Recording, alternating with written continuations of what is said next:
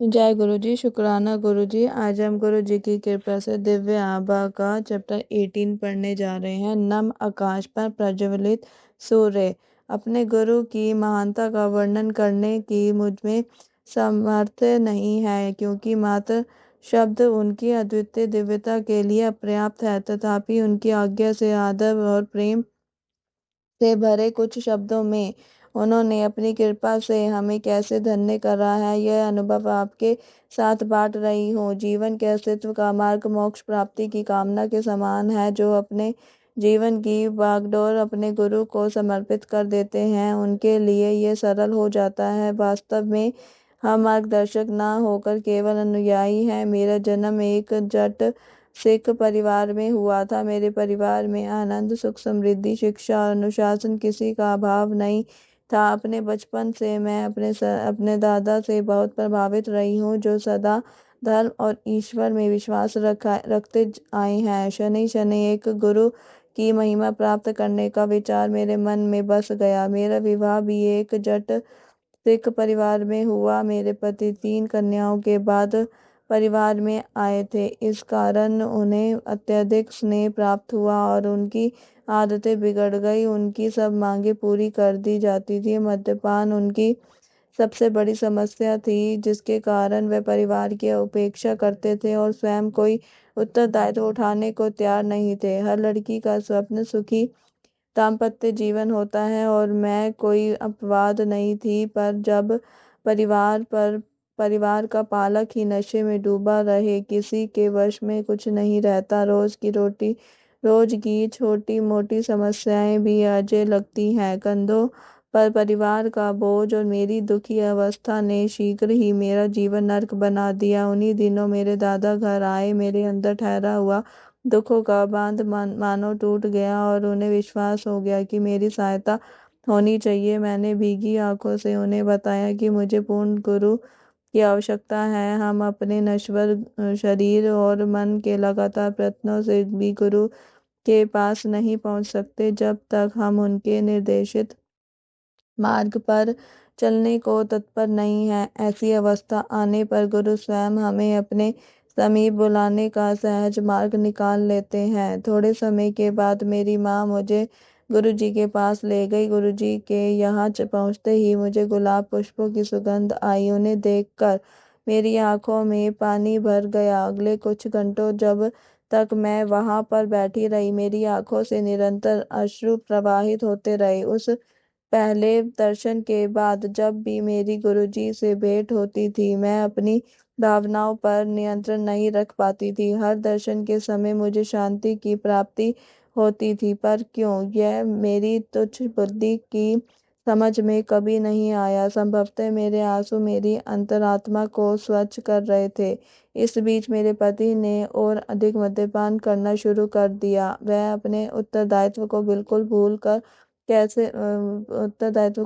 भूल कर पैसे जल की भांति बहाने लगे। मैंने उनको गुरुजी के बारे में बता कर उनके पास चलने को कहा, पर उन्होंने मेरा परिहास करते हुए कहा कि ऐसे गुरु तो सैकड़ों मिल जाते हैं, और मुझे रूढ़िवादी की उपाधि से विभूषित कर दिया। साथ ही मेरा गुरु जी के दर्शन करने का भी अनुमोदन नहीं किया। नवंबर 1999 के आसपास उनका संयुक्त राष्ट्र की ओर से लेबनान स्थानांतरण हो गया। वहां पर उनकी नशे की आदत बढ़कर और गंभीर हो गई और उसी समय उनको यकृत सूत्र रोग से पीड़ित घोषित किया गया।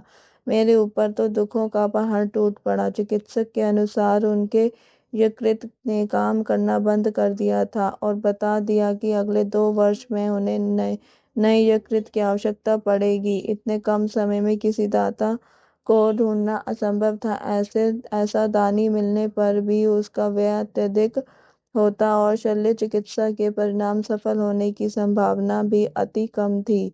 चिकित्सक ने उन्हें कह दिया था कि मद्य की एक बूंद भी उनके लिए घातक सिद्ध हो सकती है। इस बीच मेरे अभिभावक गुरुजी के पास जाकर उनके स्वास्थ्य लाभ की कामना करते रहे। चिकित्सालय से अवकाश प्राप्त कर हम दिल्ली वापस आ गए। वह मेरे आग्रह पर वह गुरुजी के पास आए, पर एक कोने में बैठकर यही शिकायत करते रहे कि कितनी थकान है, और मैंने ही आने की जिद करी थी। उस दिन जब मैं गुरुजी के पास पहुंची तो मैं आवेश में कुछ बोल नहीं पाई मेरे माँ और मैंने गुरुजी से उनको बचाने की विनती करी। गुरुजी ने उत्तर दिया कि वह तो नास्तिक है, वह उसकी सहायता कैसे कर सकते हैं। उसके बाद मैं गुरुजी के पास अकेली हो ही जाती रही, क्योंकि मेरे पति साथ आने को तत्पर नहीं थे। एक रात गुरुजी के यहाँ से वापस आने पर मैं गहरी नींद में सो रही थी जब अचानक जोर से मेरे कमरे में वायु का झोंका आया। भय के कारण मैं बिस्तर में उठ कर बैठ गई और आंखें बंद कर प्रार्थना करने लगी। मुझे अंधेरे को चीरते श्वेत प्रकाश का आभास हुआ जो मेरे मस्तक तक आ रहा था। उस श्वेत प्रकाश के मध्य में गुरुजी की आकृति थी। उन्होंने कहा कि वह अब मेरे पति को ठीक करेंगे। अगले 15-20 मिनट तक शल्य कक्षों के समान गंध आती रही। उसके बाद जब सब साफ हो गया तो गुरुजी ने कहा कि उन्होंने मेरे पति को स्वस्थ कर दिया है। उसके बाद मैं सो गई। उस दिन को बीते हुए 6 वर्ष बीत गए हैं, परंतु मेरे पति ने अपने नशे की आदत बनाए रखी है। मेरे परिवार वाले और मैं विस्मित हैं कि चिकित्सकों के कथन के विपरीत उनका स्वास्थ्य बना हुआ है और गुरुजी कैसे उनकी दिन रात देखभाल कर रहे हैं। मेरे पति भी गुरुजी द्वारा दिए गए जीवन दान के लिए उनके आभारी हैं। इस संसार के समस्त ग्रंथों के अनुसार मनुष्य के जन्म से पूर्व ही उसकी मृत्यु की तिथि का निर्धारण हो जाता है और कोई भी उसे एक श्वास अधिक या एक कम नहीं कर सकता है, किंतु उसके कर्मों को समाप्त करने का सामर्थ्य केवल सर्वोच्च सृजनकर्ता के पास है। एकमात्र गुरुजी ही ब्रह्मांड के संचालक हैं। वह सर्वश्रेष्ठ शक्ति है जिन्होंने मेरे जीवन की गाथा को पुनः लिखा है। मैं और मेरे परिवार वालों ने अनेक बार गुरुजी से सहायता की पुकार लगाई है और यह अनुभव किया है कि अचानक ही सब कुछ ठीक हो गया है, जैसे किसी ने कोई जादुई छड़ी घुमा दी हो। एक बार मुझे गुरुजी के पास अपनी आधा दर्जन से अधिक सहेलियों को ले जाने का संयोग प्राप्त हुआ। उनसे मैं गुरुजी के गुणों का वर्णन करती आई थी। अपनी संकीर्ण विचारधारा के अनुसार मैंने उनसे गुरुजी से कुछ नहीं मांगने का निवेदन किया था, यद्यपि यह मेरे आचरण के प्रतिकूल था। गुरुजी के चरण स्पर्श करते समय उन्होंने मेरे मन के भाव पढ़ते हुए बताया कि उन सब ने उनसे कुछ न कुछ विनती करी थी। उन्होंने सबकी मनोकामना पूर्ण कर दी थी। उनके पास से कोई भी खाली हाथ नहीं लौटता है। व्यापारी को समृद्धि, रोगी को स्वास्थ्य लाभ, विद्यार्थी को विद्या आदि कुछ को उनके आशीष का आभास हो जाता है। शेष अनभिज्ञ रहते हैं। उनके स्नेह की कोई सीमा नहीं है। आस्तिक या नास्तिक सबको उनकी दया प्राप्त होती है। उनकी कोई मांग नहीं है, वह कोई आश्वासन नहीं लेते, पर उनकी दिव्य अभिभूति धीरे धीरे आपको परिवर्तित करती है। प्रतिदिन याचक अपने दुख लेकर उनके दर्शन के लिए आते हैं और उनकी कृपा उन पर मेघों से ढके हुए नम आकाश को चीर कर चमकते हुए सूर्य की भांति बरसती है। जय गुरु जी, शुक्राना गुरु जी। इसी के साथ आज का ये चैप्टर भी समाप्त होता है। कल हम दिव्य आभा में पढ़ेंगे परमात्मा हमारे बीच में।